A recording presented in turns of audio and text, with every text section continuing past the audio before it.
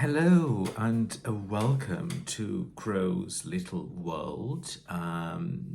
My name is Vasco and I'm coming to you from the southeast of England in leafy Surrey. This is going to be a vlog about tarot. I've just made another video about knitting. Gosh, and this is my second video today about tarot. Now, tarot, I've known tarot obviously for a very long time, but tarot is new. I'm new to tarot. Tarot is new to me. Anyway, I've known tarot obviously for, probably for about 30 years or so. And a friend of mine actually gave me a tarot deck many years ago that a friend of hers had given her, but had some cards missing. And at the time, I really didn't know where to get a book to go with it, because it actually didn't, it was just the cards, it was just the cards. I'm sure it was a Rider-Waite-Smith deck, the original, like the one that I'm going to show you here later. I'm sure that's what it was, but I can't recall because it was a long time ago anyway. And I don't know where it actually, I lost it in the many moves that one does over the years. I lost it. And then a few years after that, I got a little oracle card, Healing with Fairies. I got this in Australia a long time ago. I'm not sure if I actually got it in Byron Bay or in Mount Tamborine in Queensland. But it is a lovely little, I was going to put my camera on the other side down so you could actually see, but I'm not going to, because it's not going to be a very long video. But it's actually quite a little lovely little deck with fairies, laughter,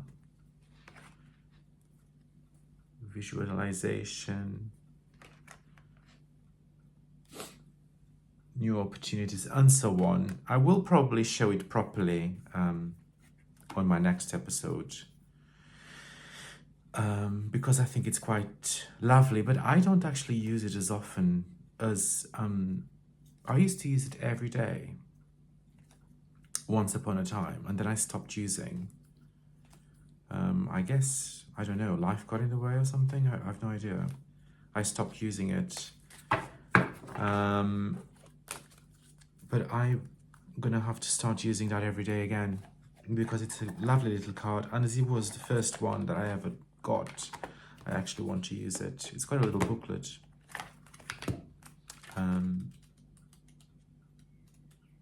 With the meanings, the card meanings. And I think it actually has a little, yeah, it does have a little spread, 3-card spread, 3-card spread. Ooh, no, 8-card spread. No, 4. No, 8. I've never done that, gosh. So yeah, so this was my first little book, and it is by Healing with Fairies by Doreen Virtue, PhD. 44 cards. It is lovely. And yes, so this was my first ever purchased deck. My second purchased deck was the Rider-Waite-Smith, the classic that everyone knows. I've been using this deck on my learning. So at the end of last year, must have been just before, around 23rd of December or so, I had bought this probably about 4 or 5 years ago, and a book to go with it, and it sat on my shelf since then. And around then, I don't know what prompted me to do it. Obviously, I wasn't ready before then, but I wish I had been ready many, many years ago. In hindsight, I thought, right, I need to, I want to learn it. I want to start learning it. And obviously, as you all know, if you are tarot readers, you know that it's not as simple as it looks by any means. So yeah, so I bought this one with another book. The other book I'm not going to show it because I really didn't get into it at all. So I don't want to be showing something that I'm not feeling comfortable to share with anybody. So I'm not going to share it. So then I've looked and to see if I could find another book that I could use. Obviously, I'm not going to show you the cards because we all know the cards. And then I have a Facebook account, but I never go into it. But I went into it and I joined a tarot group there. And one of the ladies said, oh, why don't you have a look at Unlocking Tarot by Lisa Papez? So I got that, I got the book by Lisa Papez, and I have been doing one card a day and writing, making notes on my little notebook here. But I think I'm actually going to have to get a bigger notebook, because before that, what I was doing is I was drawing a card each day, noting it down, and putting it on a diary page like that every day. But I was drawing the same card. I don't know if it's the same thing for you. I was drawing the same card quite a lot of the time. So I had a lot of gaps. So I thought, oh, and I still have a lot of gaps had I not started with Lisa's book. Oh, sorry, I just moved the table accidentally. It's funny, isn't it? I mean, I don't know if it's the same thing with everyone else, but the swords, I have had a lot of swords. I mean, especially the Eight of Swords. My goodness, 1, 2, 3, 4, 5, 6 times. So I've been writing it down, what card I'm getting on what day, and then I'm noting on my little weekly or diary what card. And I'm starting to go now with what I remember, because it's not easy, as I'm sure you all know, to remember it all. But I will go into a card now that I have been having lots of trouble with. And then after buying this, I saw this deck on a knitting podcast, Animal Spirit Guide by Kim Krunt. So I got that, thought, oh, that'll be exciting. This is before I bought the Rider-Waite-Smith. Was it? Or was it after? No, it was after, but I wasn't using it then. Anyway, so I got the beautiful cards, the animal cards. So they have the symbol at the top, the beautiful cards.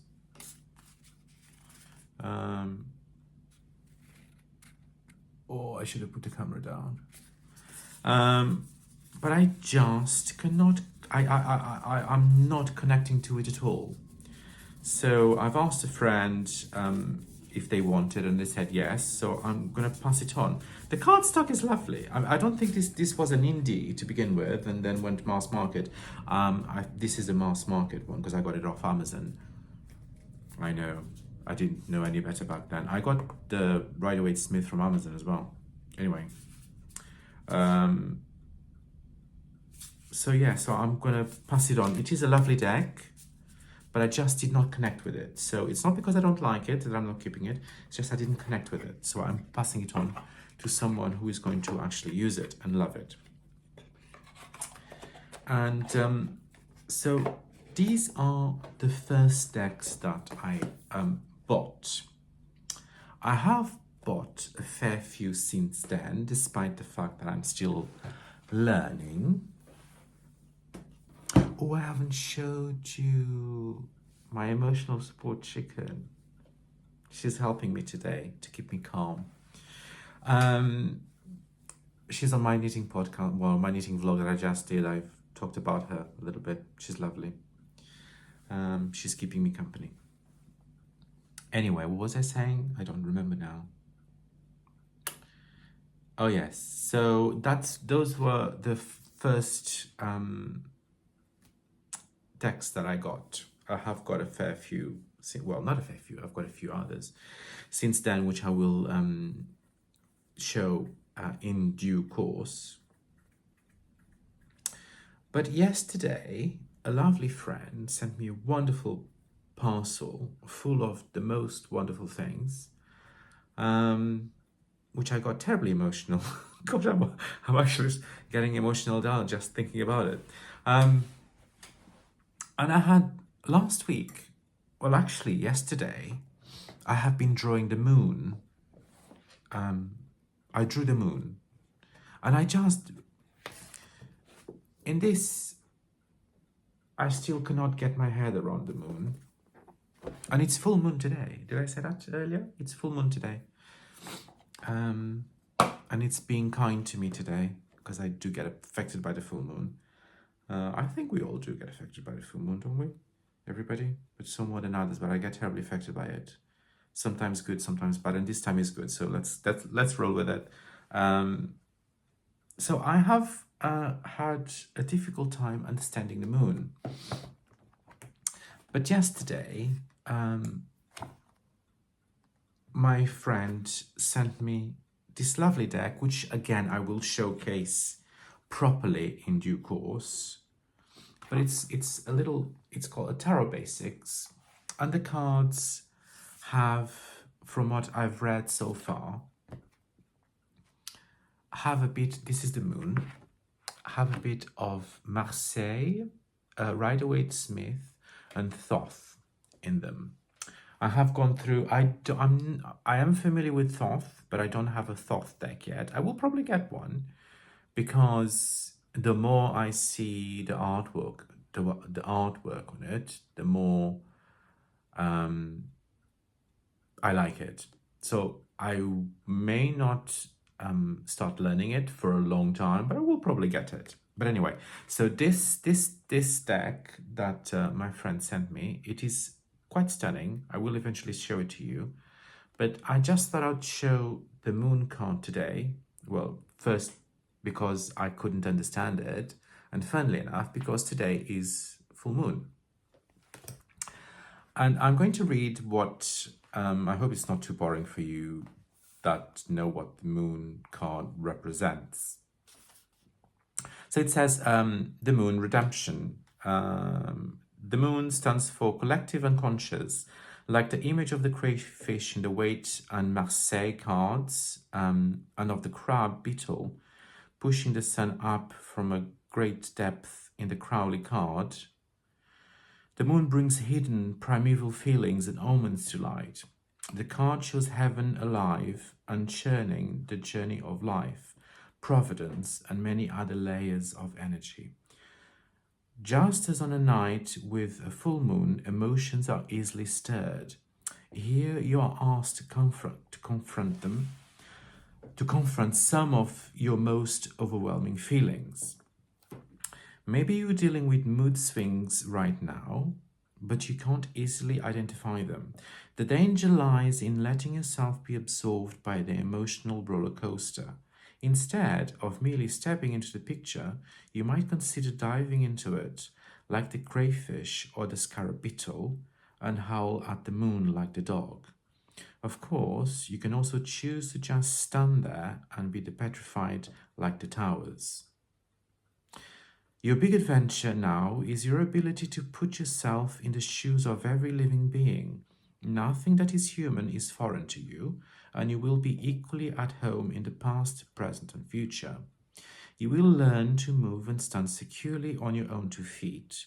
You will acquire an expanded ability to recognize what is godly and what is private in each human being and in every event. This is a card that encourages you to open your heart and let go of apprehension. And now I understand the moon. So I just wanted to show you that this is this was Sterling Ethos, New York is the publisher. Published in 2015, so it's 10 years old. Yes. Anyway, so I'm very excited about this. I'm gonna have a good read of it today. Well, read a bit more of it today because I'm finding it very, very interesting. And that's it. So it's going to be a very short episode just to give you a bit of an idea what this might be like or what it might not be like. I will show some cards next time, some decks even next time, and some lovely bags. My gosh, bags. Don't get me started on it. I'm a bag person just for my knitting as well. I've got bags for everything. There's some lovely bags out there. Anyway, so I will show... Oh, let me draw a card before we go. Gosh, this is all over the place. I got this one. It's Botanical Inspirations. These are beautiful cards. I love the Victorian drawings of flora and fauna. Flora mainly. The way they used to depict the flowers and... Hello again. Hello again. Sorry, I don't know if that made it or not. My video got cut off for whatever reason with regards to storage. I've got plenty of storage, so I don't know why. Anyway, this is going to be very, very quick. So these cards are absolutely beautiful. I will showcase them next time because I really love them. But I just thought I'd leave a thought for the day with this lovely deck and see what flower we're going to get, because I do like this little deck. It is quite beautiful. So let's have a look. Ooh, White Rose, New Start and Wisdom. Here we are. There we go. And indeed, a new start. Gosh, isn't that appropriate? Oh my goodness. Knowing yourself is the beginning of all wisdom. Aristotle. There we are.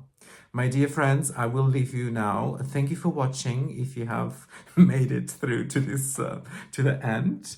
And I will hopefully see you very soon. I'm not quite sure when, but I'll see you soon. Thank you. Bye-bye.